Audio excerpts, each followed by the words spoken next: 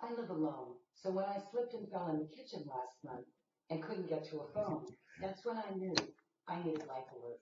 With just one press of this button, I'm connected to the Life Alert Center, where I can get the help I need, even when I cannot reach a phone. With Life Alert, I'm never alone. For a free Life Alert brochure, call 800-492-4211. That's 800-492-4211. Call 800-492-4211 today. Closed captioning brought to you by Selsun Blue. Science for your scalp. Itchy scalp, meet Selsun Science, your history. Selsun Blue Itchy Dry Scalp. Gets to the root of dandruff and hydrates the scalp. Selsun Blue Itchy Dry Scalp.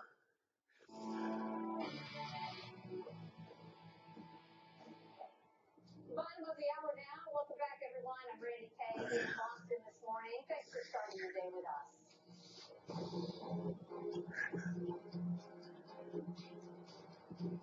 Now for an update on Boston bombings. The death certificate confirms the violent final moments of Tamerlan Tsarnaev's life.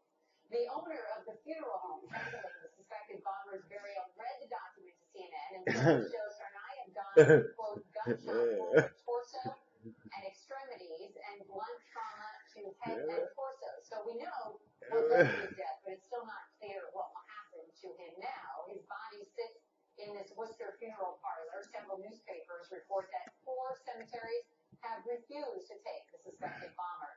In the meantime, investigators found explosive residue inside the older Tsarnaev's Cambridge, Massachusetts apartment, and his younger brother reveals their initial target was Boston's Independence Day celebration, not originally the Boston Marathon.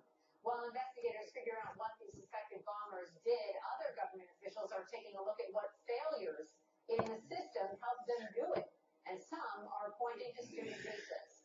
Johar's friend, one of 3 arrested this week, was charged with allegedly throwing away evidence the friend had entered the country on an expired visa. Joe Johns has been looking into the government's reaction. Joe? Randy, this was bound to have a ripple effect. Just the fact that one of the men from Kazakhstan, now charged with conspiracy in the alleged cover-up, actually was able to get into the country on an expired student visa. But the government is making the case that this change was already under consideration.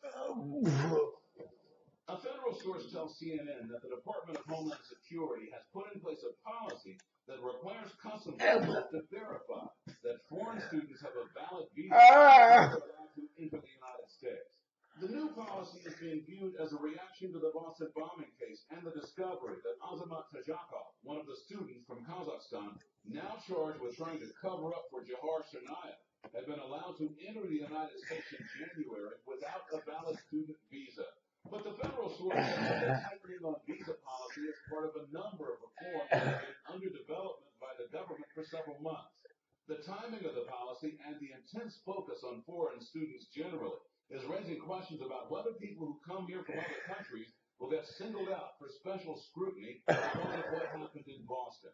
Supreme Court Justice Sonia Sotomayor brought up the Boston bombing suspects on her own at a speaking engagement in Colorado. She was asked a question about racial profiling. If you've been following the news about the Boston bombing and about criticisms, whether they're justified or not, about following up on the activities of the 2 young men who were involved. Is that profiling? Is it something that you just can't ignore? Maybe sometimes not.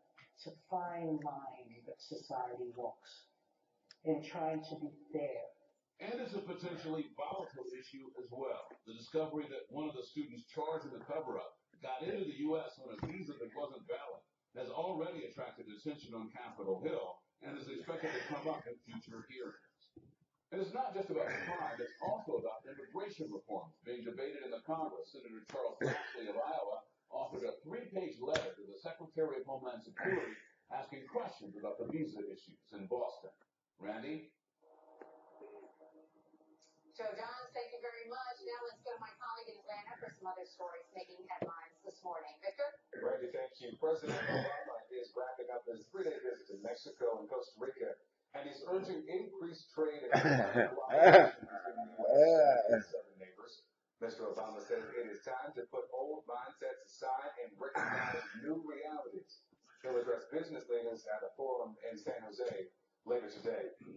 Diminishing winds could help firefighters as they battle a raging wildfire in Southern California. This is the Springs Fire. It scorched 28,000 acres in Ventura County since it erupted on Thursday. 15 homes have burned along with 20 other buildings. 4,000 more homes are under threat. Let's talk about the money now. The April jobs report is better than some expected, and Friday, stocks surged. Both the Dow and the S&P 500 set new records. That's good news for your retirement accounts. Joining me to discuss this is Naylor Richardson. She is a senior government analyst at Bloomberg LLP. Naylor, good to have you with us this morning. We all get, excited in this frenzy when we see those numbers on Wall Street, but should there also be a level of, let's say, concern? Absolutely, Victor. Good morning. For the top 7% of American households, it's great to be in the stock market right now. But for many Americans who had to withdraw money from their retirement accounts to cushion the financial crisis, they're not really experiencing this boom. And for most people, their wealth is actually tied to their houses and not the stock market.